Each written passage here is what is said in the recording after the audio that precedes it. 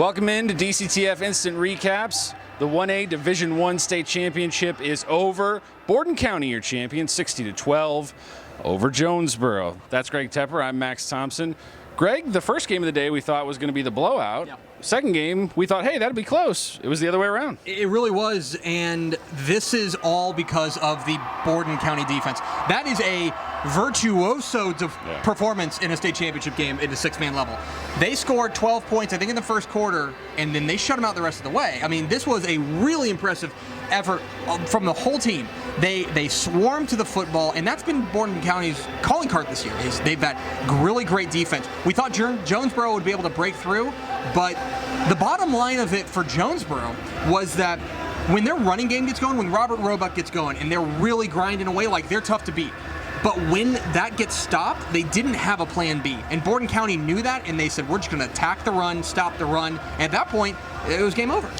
It didn't seem like what Borden County was doing was all that dynamic on offense. It just felt like they out-physicaled them on the offensive side of the ball. I mean, what stood out to you there? That's exactly it. It was the offensive line. It was just, that's the best blocking we've seen of the two games we've seen so far. That was the best blocking we've seen. They ran that kind of lead play where they would toss it back to Sumners, Corbin Sumners, where they toss it back to Hunter Jones, and then the guy who tossed it would be the lead blocker. And that was good for 10 to 12 yards a pop, if Jonesboro was lucky. I mean, this was a dominant performance by a really physical team, and I don't think Jonesboro's been a team that's been used to out-muscling other teams. Right.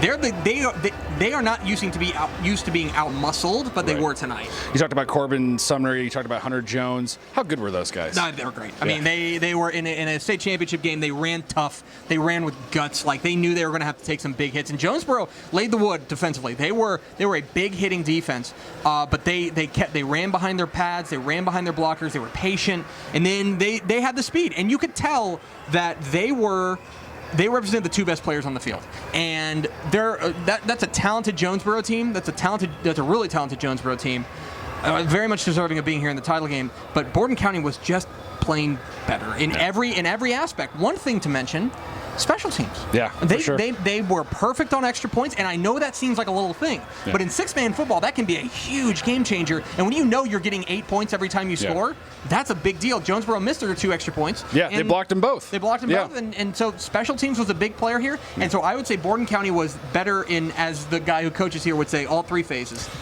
offense, defense, and special teams. Not much else to say. It's a great way to start the weekend, though. 60-12, your final. I'm Max Thompson. That's Greg Tepper. We'll see you tomorrow with 10 more games to go.